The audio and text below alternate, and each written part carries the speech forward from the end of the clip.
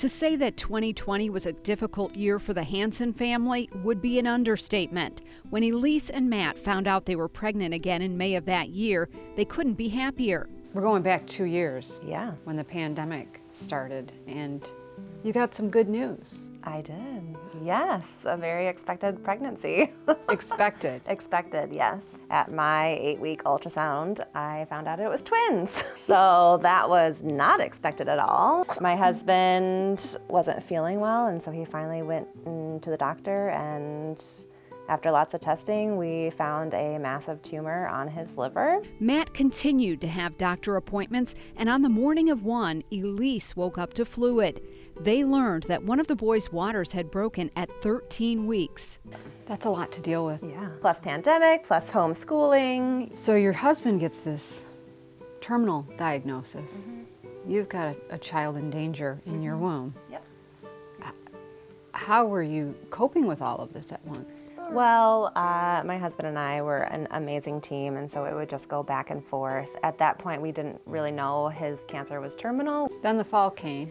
Then the fall came. As my pregnancy got more and more complicated, and we found out that his twin Joel probably wasn't going to make it, the palliative care staff stepped in at Sparrow, and then we got hooked in with U of M. Matt entered in-home hospice, and it was then they met Cherie Salazar, Sparrow's pediatric palliative care and hospice nurse. I first was able to meet the Hansen family when Elise was about 18 weeks pregnant, and her husband Matt came to their OB appointment, and I was able to sit down with them in their OB and discuss a plan of care for Marshall, who then was just labeled twin A, and his brother Joel, who was twin B. And we made plans for what would happen at delivery and what they wanted and their wishes, which was wonderful to be able to do while Elise's husband Matt was still alive. My husband died on September 11th, and I randomly went into labor on October 14th. Because of COVID and the inability for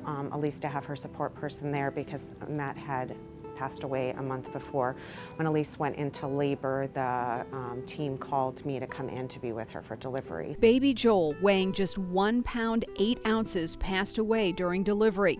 Marshall was born minutes later and taken to the NICU to be put on a ventilator. He looks like a very healthy, happy little boy. Now he is, yes. He's had some struggles along the way. Since his birth, 83 days in the NICU. He just could not break his oxygen habit. Because of the care the Hansen family received at Sparrow during their journey in 2020, Elise is so thankful to have had the support team to help get her through the pregnancy, birth, and grieving. Don't take things for granted. Your, amazing, wonderful husband that, just completely takes care of you could be gone in a matter of 12 weeks from a freak diagnosis. And never get to see his son. He died before they were viable. So he didn't even know if we were gonna have more children.